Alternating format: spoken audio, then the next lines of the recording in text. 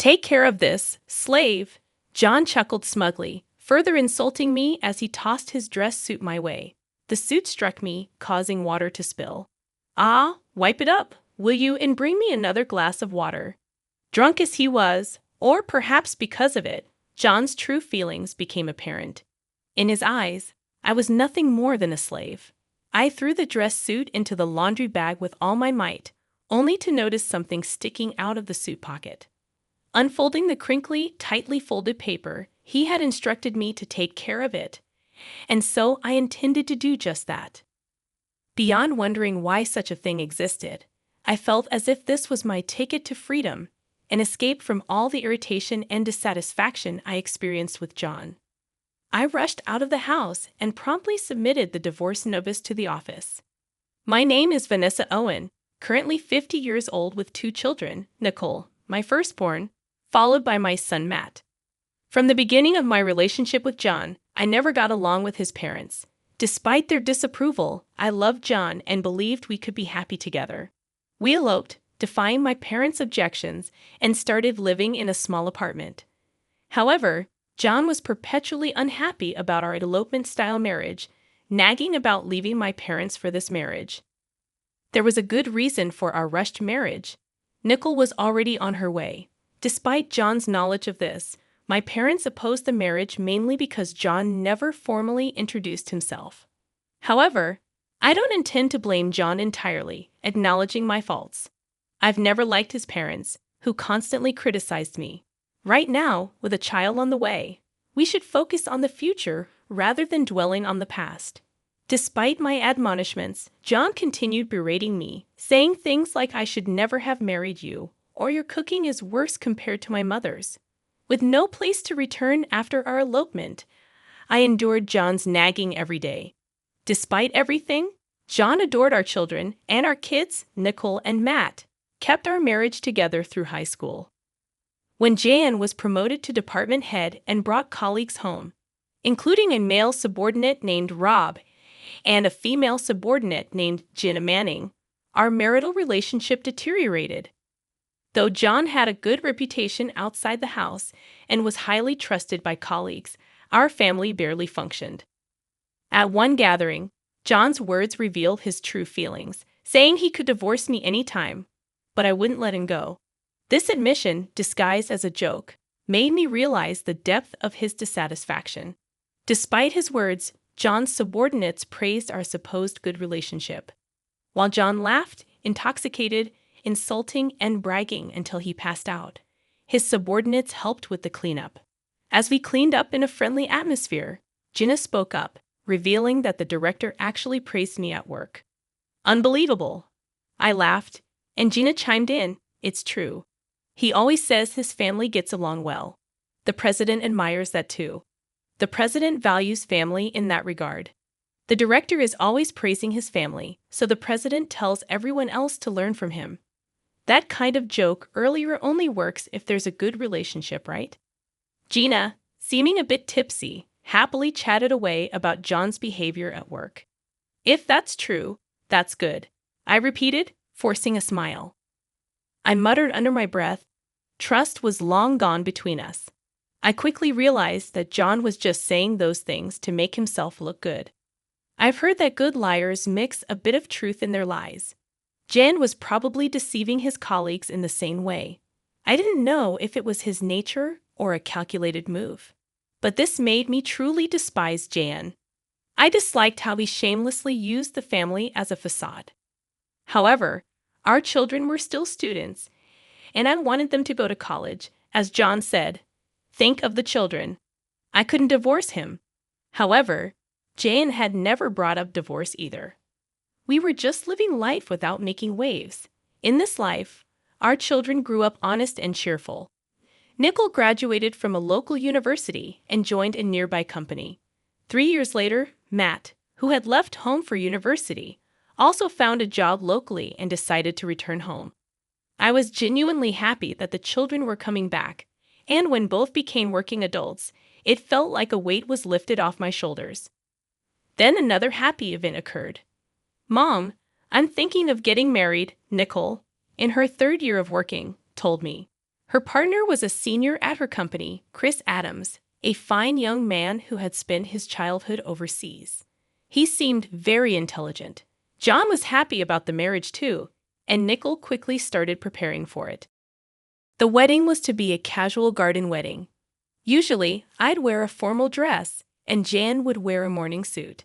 Still, guests were told to dress casually, so it was decided that I would wear a simple dress, and John would be fine in his existing suit. Despite everything, I wanted to honor Nickel's special day, so I carefully chose a dress. I thought about getting a new suit for Jan, but he insisted that the one he already had was fine. Reluctantly, I brushed and mended John's suit, looking forward to the wedding. On the wedding day, blessed with good weather, the ceremony began, surrounded by beautiful greenery and flowers. Rob and Gina, John's colleagues who had always been kind to Nicole and Matt, attended the wedding, and I thanked them for coming. At the reception, a stand-up party, I spent a happy time greeting Nicole's friends and colleagues. Jan seemed to be enjoying himself, but perhaps getting too drunk, he started commanding, "Hey, Vanessa, get me a drink." Waiters were walking around the venue, and it was embarrassing that he had to call out to me, who was far away, instead of just looking around. "Mrs. Owen, I'll go for you." Rob and Gina supported me, entertaining John, especially Gina, who stayed by John's side like a wife. I felt uneasy about it but was busy greeting other guests, so I left John to them. It was a beautiful ceremony, and the wedding ended successfully. Gina took care of a heavily drunk Jan until the end when the taxi arrived. She said, "John, your taxi is here," and helped him into the car. I also got into the taxi and spoke to her. "Thank you, Gina. Take care." "No, thank you. Looks like it's going to be a long night. Take care." I took her words as a reference to the drunk John and laughed. However, her gaze was not on John but me. I felt strange again, but I said goodbye and returned home with Jan. Nicole and Matt went to the after-party.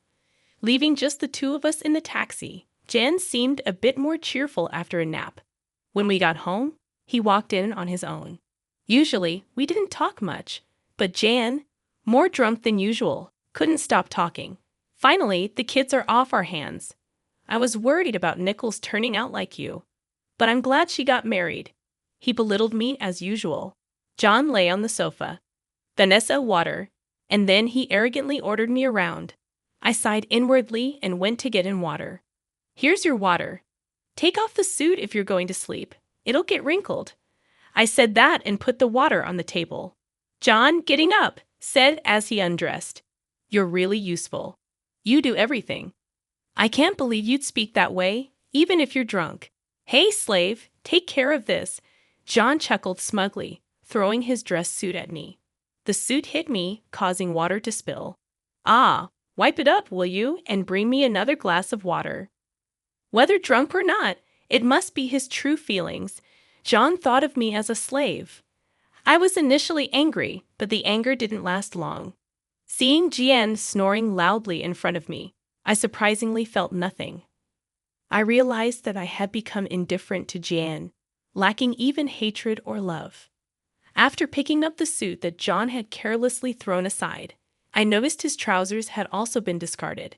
Feeling irritated again, I stood before the bag for dry cleaning, angrily throwing the suit into the bag with all my strength. That's when I noticed something sticking out of the suit's pocket. "What?" I muttered to myself, surprised, and pulled it out. It was a piece of paper, crisply folded. As I unfolded it, I had to cover my mouth in shock. At that moment, I remembered Gina's words about the night being long, so that's what she meant. Realizing this, a smile involuntarily formed on my lips. He said to take care of it, so I should, right? I could hear the excitement in my voice. The piece of paper in front of me, which had come out of John's suit pocket, was a divorce notice already filled out by Jan. Yeah, that must be it. He meant for me to submit it, so I will. More than wondering why it was there, I felt like it was my ticket to freedom. It seemed like an escape from all my irritation and dissatisfaction with John. It was still 8:00 p.m., and the dry cleaners were still open. I grabbed the dry cleaning and the divorce notice, rushing out of the house. After dropping off the suit at the cleaners, I headed straight to the government office. Please take this. I went to the 24-hour service desk and, with a smile, handed over the hastily completed divorce notice. Then I hurriedly packed my things, taking only what I needed. I left the house with John still snoring loudly. For the time being, I decided to stay at a hotel, soaking in a large bath and sleeping in a comfortable bed until morning. However, the next morning, my phone had several missed calls, all from John. It surprised me that my number was still in John's phone. Yes, where are you? Just as I was thinking about it, another call came in. Reluctantly, I answered, and John's panicked voice came through. He must have been surprised to wake up and find me gone. After all, the spilled water is still there, a clear sign of something amiss. Where are you? Just as I was about to respond, John continued, We came home together, didn't we? The water is still spilled, and your clothes are gone. What's going on? From his words, it was clear he didn't remember what he had said the previous day. I sighed and said, You told me to send the suit to the cleaners, right? Well, there was a completed divorce notice in it. I thought that meant I should submit it, so I did. John erupted on the other end of the phone, yelling, What? How dare you do something so reckless? Do you realize what you've done? I was surprised by his reaction, but no matter how angry John got on the phone, it didn't bother me. You're so loud this early in the morning. I'm about to have breakfast at the buffet. Bye. Probably there was nothing to eat at home since I'd always prepared breakfast every morning. There was neither bread nor cereal stocked up. Nickel was likely at the hotel given as a wedding gift, and Matt wouldn't wake up until afternoon, having probably stayed out late drinking. John must be panicking alone in a house without food. With that thought, I savored my delicious breakfast. After breakfast, I immediately went to look for an apartment at a real estate agency. I didn't have the luxury of choice. I urgently needed to find a new place to live, but thankfully, I stumbled upon an apartment just a few blocks down from Nickel's new place. Moreover, the real estate agency was hiring part-time staff. I found both a home and a job that day and felt immensely grateful to the company. On my way back to the hotel, I received a call from Matt. Mom, where are you? Dad's making a fuss. I had been ignoring calls from John, so he must have forced Matt to call me. Matt's voice still sounded sleepy. I've divorced your father. I'm leaving the house, so take care. What? What do you mean? Matt sounded surprised by my words. Anyway, I needed to explain everything properly to my children. I decided to call Nickel that day and explain everything at the house. Why'd you suddenly call me here? Nickel looked anxious, understandably so. Yesterday was the peak of happiness, but today she was called to the house for something serious. She must have known it wasn't just a casual conversation. I felt sorry for her, but my parenting days were over. Being a parent is forever, but I want to live as a person, not as anyone's slave. I shouldn't feel ashamed for this, even though I thought this. I couldn't shake off the guilt towards my children. A sudden divorce? What do you mean divorce? Both of them questioned me simultaneously, and even John, taking advantage of the situation, joined in. That can't be true, right? Convince her. Despite being the root cause of the issue, John played the victim. It was turning into a 3-against-1 situation. I wanted the children to understand that this divorce wasn't just my whim. All I did was submit the divorce papers that your father had already filled out. Why am I being treated like the villain when it was your father who had prepared them in the first place? Hearing this, Nicole and Matt turned their gazes to John. Caught off guard, John frantically searched for an excuse. A villain. Come on, that was just a joke, right? Who would actually submit that? A joke? Do you have any idea how much that joke has worn me down? Jen flinched at my loud voice. Nickel and Matt clammed up, exchanging looks. Besides, for a joke, it was too well prepared. Don't you think? To me, it looked like something prepared to convince someone. John turned red and argued back, spitting out his words. His panicked state made the children realize something was amiss. I couldn't help but burst into laughter at John's behavior. No need to get so worked up. It's like you're admitting it's true. You set me up. You're the one who got angry at my deduction. Listening to our conversation, Nickel cautiously asked a question. What do you mean? I decided it was time to tell them everything. Well, you're not children anymore, so I have to tell you. Your father and Gina are having an affair. What are you talking about? John turned pale and stood up. Nickel and Matt looked shocked at first, but then directed looks of contempt at John. I found it strange. She used to call him director. But recently, it's been John, and her words about our happy family felt insincere. That can't be. While she said she'd invite us, it felt like she was mocking us. A woman's intuition is often right. John was sweating unnaturally, unable to make any excuses. His behavior only confirmed my suspicions. While it was a shock, it was more about betrayal than lost love, which allowed me to keep my composure. But what really kept me sane was my role as a mother. To think she was invited to the wedding. I'm sorry, Mom, Nickel started crying. Jan looked hurt by her words, but he had no right to feel hurt, and Nickel shouldn't feel responsible. I only became sure of it yesterday. It's not your fault, Nicole, I comforted Nickel. As I said this, Matt sighed deeply, giving John a sharp look. I knew Mom and Dad weren't close, but this is too much. John's voice trembled pitifully. I had no choice.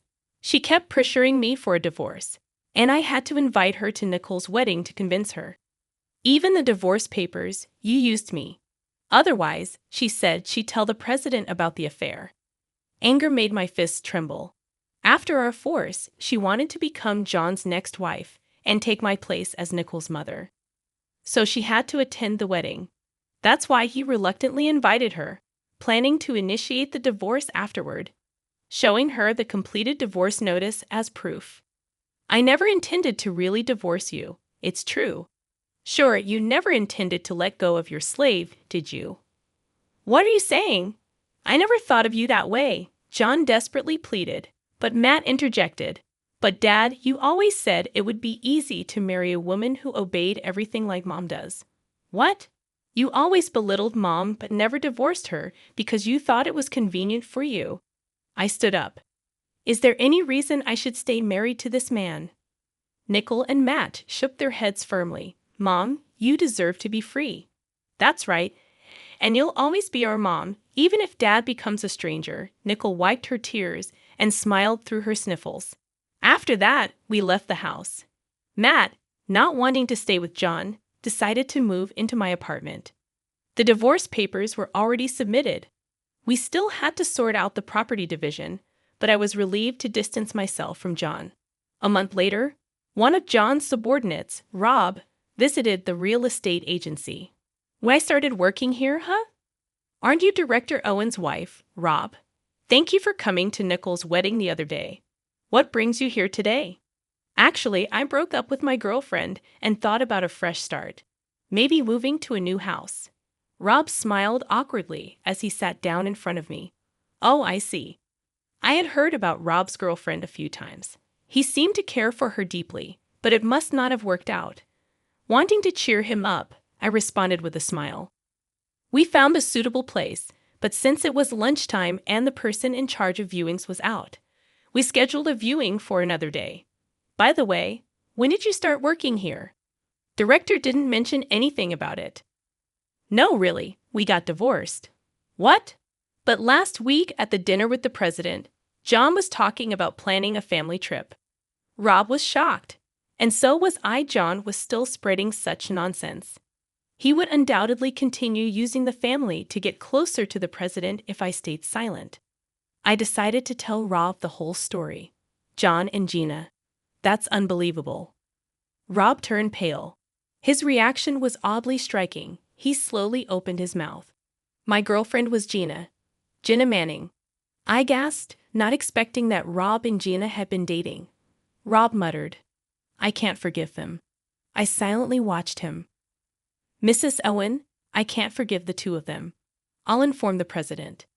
His determined gaze met my nod of agreement. I felt the same way. I refused to be manipulated by John any longer. Rob left the shop, saying he'd come back for the viewing another time. He had my contact information from Nicole's wedding. I was sure he would contact me eventually. That day after work, as I was heading home, Rob contacted me immediately. "Mrs. Owen," I told the president. His voice was much more energetic than the time we met, made me smile. The president was furious, betraying his family and having an affair with a subordinate. Both of them will be dealt with. Really? That's great. Now we won't be used by them anymore. Those two deceived everyone, the family, the staff, even the president. They were called into the president's office right after I left. Imagining the scene, I couldn't help but smile. Even though they were no longer a part of my life, I couldn't accept them getting away scot-free. "Thank you, Rob. You will surely find happiness." I sent this to Rob, feeling like it was something I also wanted to hear. Eventually, Jan and Gina's affairs spread throughout the company, especially John, who had always boasted about his happy family life, turned out to be a scoundrel who preyed on a subordinate. He was demoted 3 ranks from director to an ordinary employee. At home, he had no family waiting for him. For a man over 50, it would be interesting to see how he would live from now on. Gina resigned, probably due to the scrutiny. She was about 35 years old, a pitiful woman unemployed in her mid-30s after meddling with a married man. Their relationship also ended. Such an unhealthy affair was never going to last. Gina had pleaded with Rob, but he firmly rejected her. Feeling relieved, his reaction made me feel relieved too. Afterward, I continued to live peacefully with Matt in our apartment. 2 years later, Matt told me he was getting married. "Just when I thought I'd be alone," he said, "Mom, let's live together now. I'm looking forward to the birth of my grandchild." Living with Matt and his wife, Nicole, is also doing well as a mother of one. The fact our family keeps growing brings me joy. I reached out to my elderly parents whom I hadn't spoken to in a while, told them about the divorce. They said, "Bring the kids over sometime." And I felt endlessly sorry and grateful to them. I plan to make up for my past mistakes by being filial to my parents and continue to be a reliable mother, always there to help my children.